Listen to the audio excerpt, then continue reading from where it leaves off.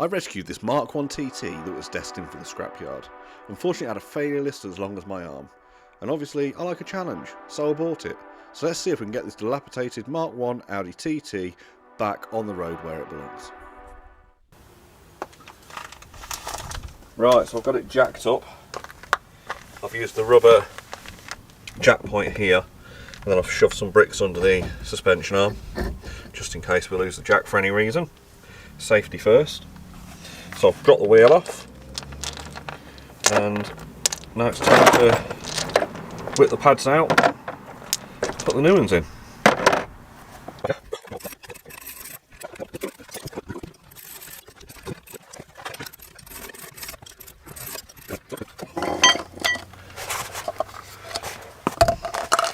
These pads are pretty badly chewed up, so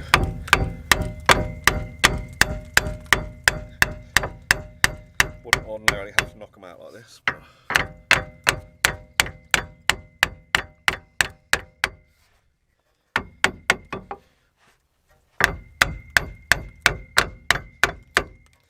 There we go.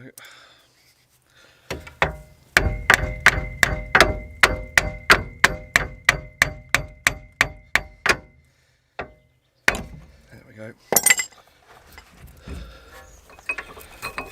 That's how bad them pads were. Look, absolutely nothing left on them. Really bad. Same that side, pretty much metal on metal. And I'm hoping there's not too much of a lip on the disc, but I'm hoping it hasn't caused any warping.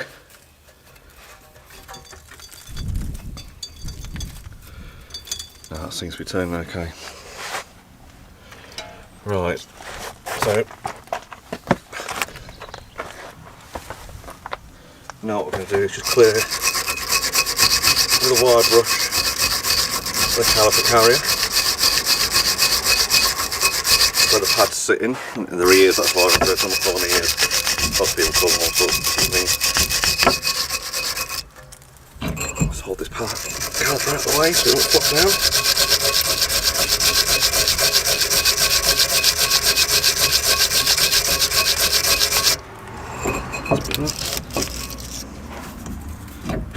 Hold this down out of the way.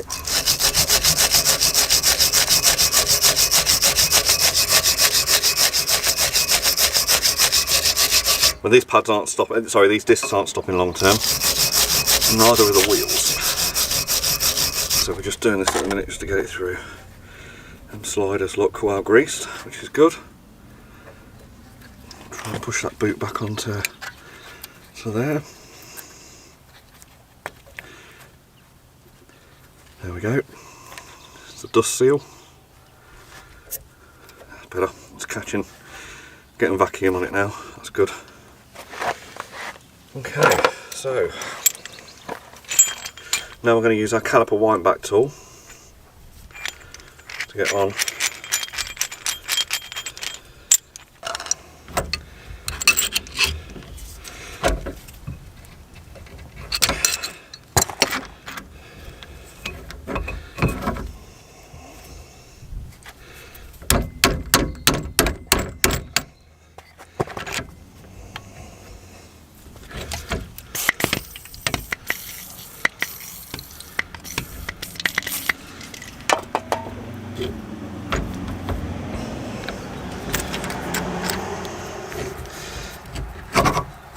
It's absolutely solid. So back with you again, guys. Bit of a mare. The old caliper was absolutely at it. So put that over here. That's it there. Piston completely seized, not winding it at all. So that'll be the binding brake that the MOT tester picks up. I flipping hate it when MOT tests are right. They do me head in. They're right quite a lot of the time, to be fair to them. So new calipers on. I've changed the brake line over, so undone the banjo bolt, popped it on after clamping the pipe. I've also fed the handbrake cable through into this retainer here, which will obviously pull the e-brake on as and when required. So now what we need to do is we need to get the brake pads in, get the caliper back on, and then we'll bleed off any air that's in the system and crack on from there. I've given them a full, I've bought a brake bleed kit because I can't find mine. We'll bleed the brakes off and then see where we are then. I'm not sure whether it was hard or not, but I think I did. Can't wait. So that one sits there, that one sits there. Okay, what I'm going to do is very quickly get the spray. Copper slip. Oh, okay, copper slicks, descriptions on that. What I was doing was put it on the ears there. It's any potential noise. Okay. Let's save this back one. Come on, there you go. I'll do that one. Okay. Same there, we can spray. Back of the pad, slip. Like that. In there like that. Now we can put the new caliper. Well, that might need to be wound back a little bit.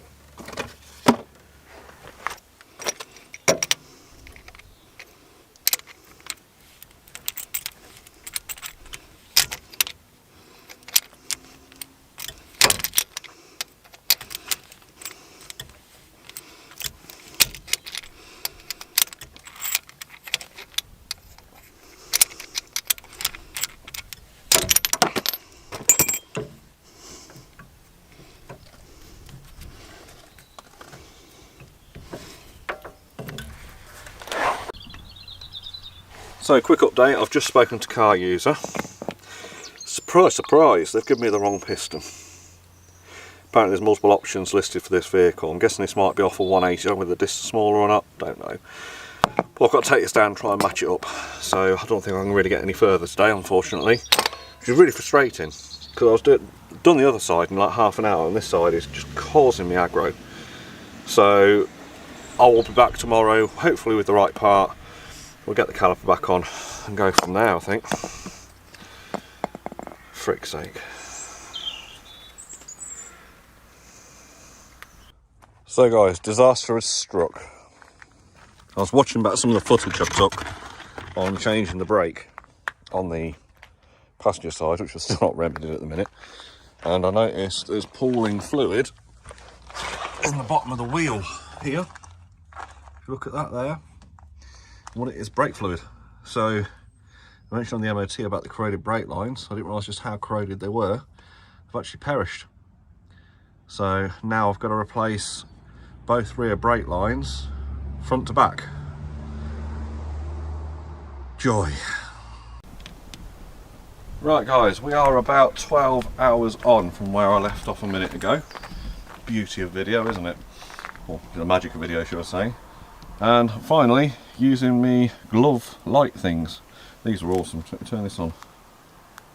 My wife bought them me for Christmas. But it just gives you that light in the dark places where you can't see. I think they're awesome anyway. Anyhow, we have a shed load of parts here. So, turned out that car user gave me the wrong caliper for this side. Thought it was strange, couldn't get it fitted. So I had to take the old caliper down and get that matched up. And we've come to this Apex one, which we believe to be the right one. So I'm going to get that fitted quickly and onto the carrier. I showed you yesterday we had a massive leak. You can see on the floor down there on brake fluid. It kind of leaked through that onto that wheel. I've been and bought some new lines, which I'll show you here in the bags here. So we've got one Borg and Beck, another Apex one. I've only got one of each in. But they are the flexi lines that come directly out of the caliper here on the banjo bolt and run all the way down and under, and ultimately they end up there. So we need to clean that union up there, try and get it undone. We're going to replace them for now. So anyway, I'm going to crack on and get this other caliper refitted.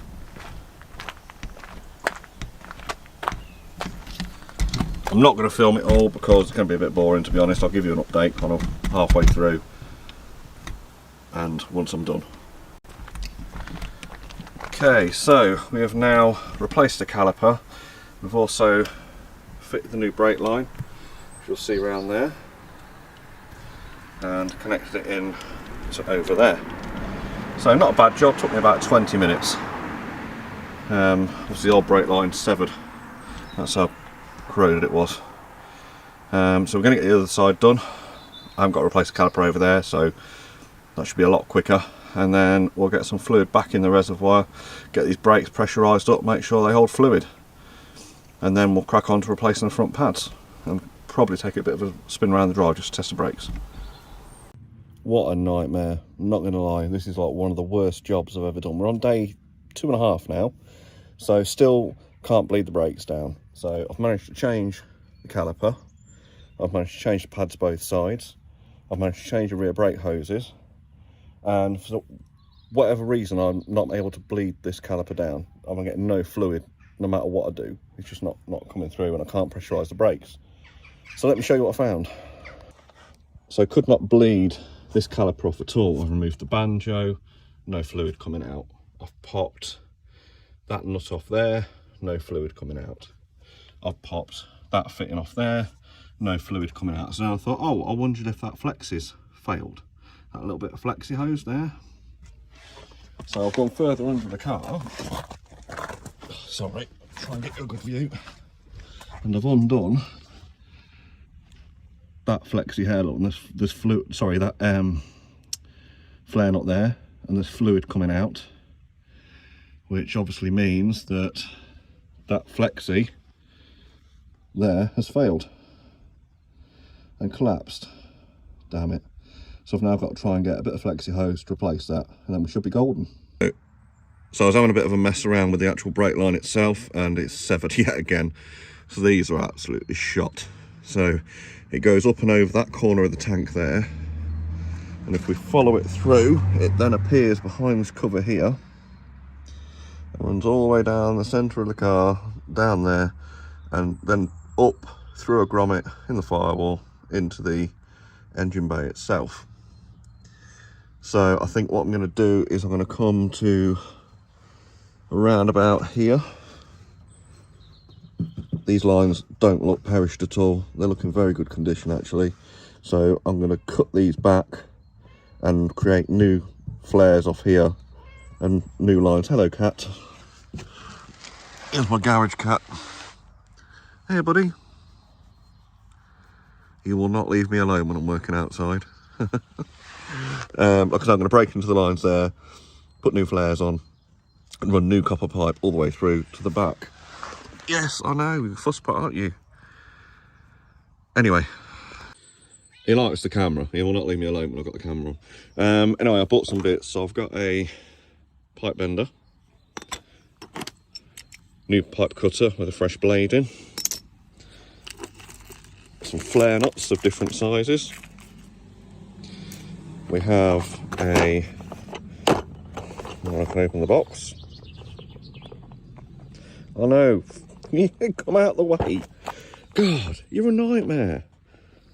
We have a new flare tool. I bought some 3/16 copper brake pipe and a proper flare nut spanner, because I was starting to round them off as I was tightening them up. So I'm now waiting on some unions for the flare nuts, which should be here in a couple of hours. So that'll allow me to break into them existing brake lines under the car and extend them. So there's not a lot I can do with regards to the rear brakes at the minute. So, do you mind? Fuss pot. He tries to be nice, but he's a bit savage, so I have to watch him. So yeah, front brakes probably just about passable, but definitely need doing. So I've got the new pads. So I'm going to drop these calipers off, clean everything up, grease, pads, put it all back together, and I'll catch up with you once I've done that.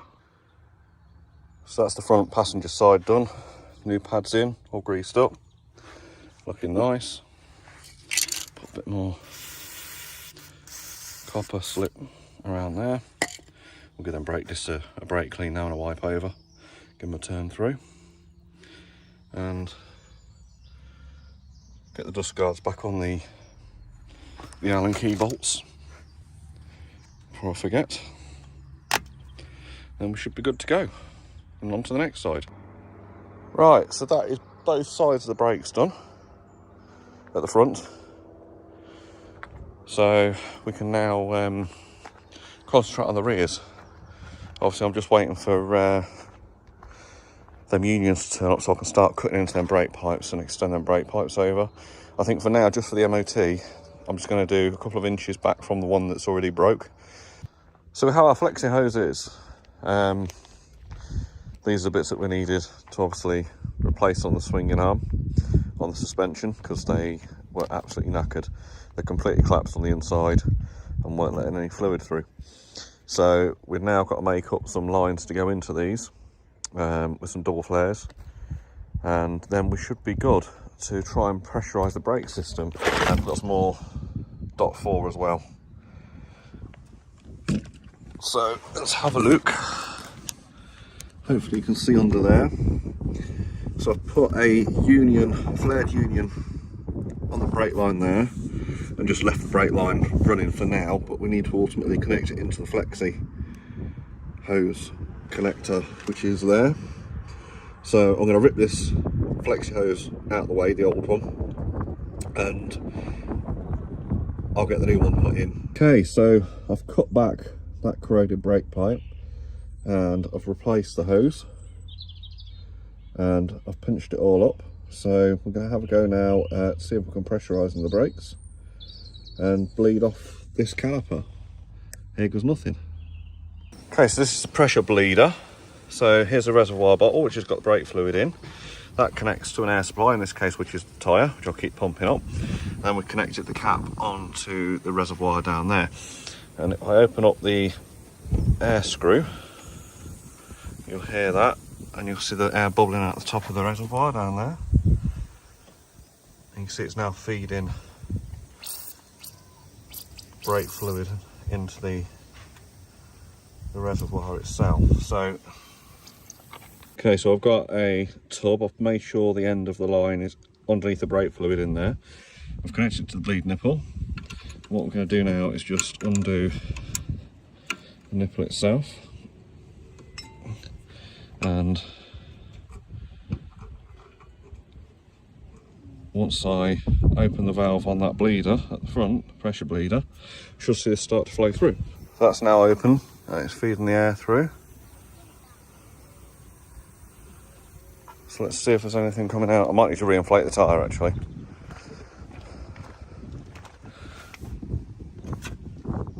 So that's slowly starting to push the fluid through.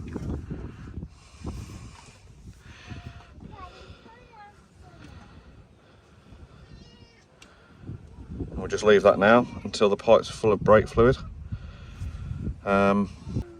So we're just going to leave this now for the pipe to fill and flow with no bubbles. And we've fully bred that part of the system down then. So I've just pumped the brake pedal a little bit to build some pressure up. And you can see the air coming out of there now. And it's starting to fill the pipe.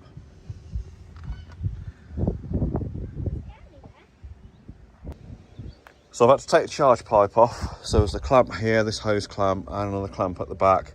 If you pull the charge pipe forwards, you can actually get a screwdriver in down the back in the bracket, just hold it out of the way. Down past the power steering hose down here, down the side of the master cylinder. Pull this back, you can see there's a bleed nipple there. If we pull this forwards, hang on, let's try and get this hose collapsed right down. Down there, there's another bleed nipple down there. So what I've used to get onto that is my ratchet with a flexible head on it and a 7mm socket. So that's 7mm flip over the bleed nipple, and you can actually get it undone. And all I've done is just let it bleed out into the engine bay. I've got a collection tray underneath, and I'll run some soapy water down this side of the engine once I'm done, just to make sure it flushes any brake fluid away so it doesn't corrode anything long term. So if we go back into the car now, without touching it, it's got brake fluid on my hands. Oh, if we look at the pedal, that's about as far as I can push it now, about halfway. It's quite firm and it's springing back nicely. That's really built up pressure now, so I'm happy with that, really happy with that. And if we go around and just double check our fittings, I bled this rear Pressure blend this rear brake off as well. I'd already bled the front two brakes yesterday. And if we check that fitting there, that is bone dry. That fitting's bone dry there. Banjo, there's nothing coming out of that, which is cool. We know there's no leaks because we wouldn't get pressure. The slightest leak, it wouldn't build pressure. These things build to 1,000 on the inside, so that'd be a telltale giveaway. Right, so we've got a bit of travel in the brake pedal, a bit too much for my liking. So you'll keep telling me that I need VCDS to actuate the ABS system, and then some others have been saying take it on a gravel road, something that's not got much grip. Well, we've got the next best thing. We've got about an acre of land here to mess around on, so let's get it on the grass, hit the brakes a few times, get the ABS to kick in.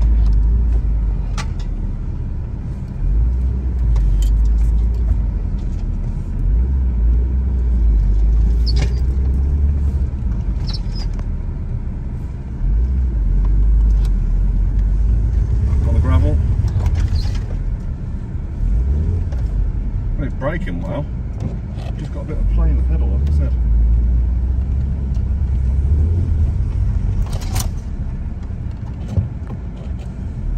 Right, one more trip around the grass.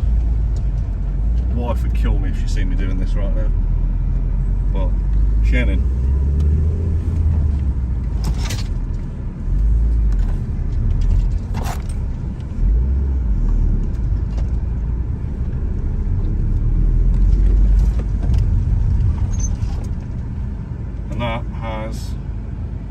Brought the travel right up on the brake pedal. So if we look at the brake pedal now, that's topping out there, or bottoming out there. As I said before, it's going right down to the floor. So I think that should be good enough for MOT. And once I've got that on, there's a nice gravel road just up the track from here, and we'll go give it a bit of Colin McRae on there, and hopefully that should get the rest of the air out system. Right, so I've just very quickly done the first light, so I'll show you how I did that on the second one, but you can see the difference. Look, huge difference. It's literally took 10 minutes. So I'm going to get it masked up, and then we'll work over some 1200 wet and dry to start off with. So just giving it final work down with some 1200.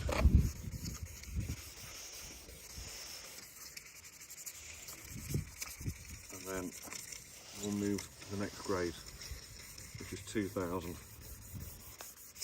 and then we'll finish it off on a 3000, and then we'll go to compound polishing.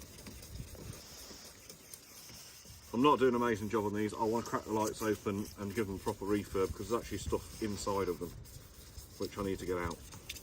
So there we go. Now this paper here is the just check. Okay, well no, it's a 3000, I was wrong, so I'm going straight to a 3000. And then we'll go for the compound polish.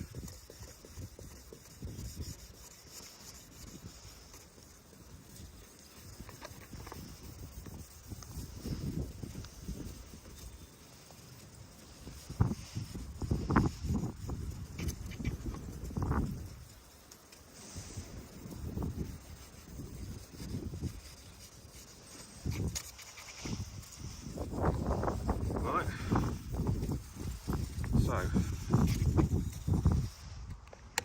give that a wipe over with a cloth. Let's see how it looks.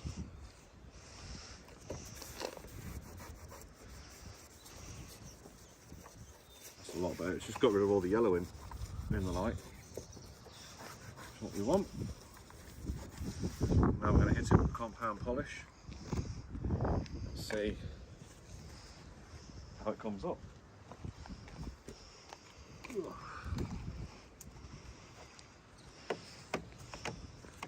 Water that way. I'm just using the Maguire's cutting compound on this. It's only a very light abrasive, so it won't cause any damage to the lens. Put a decent amount on. Smear it over the light so it doesn't spray everywhere.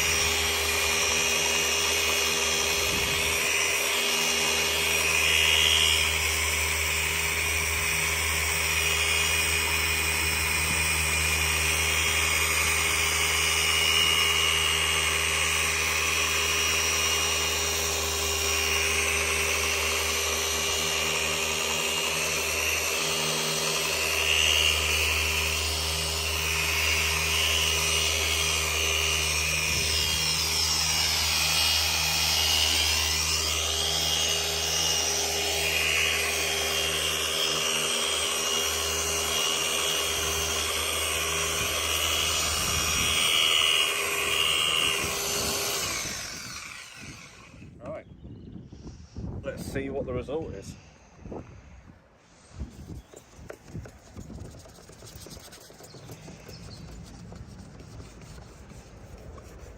I've got rid of all the yellow in anyway, and that'll definitely pass the MOT with regards to the lights now, which is what we want.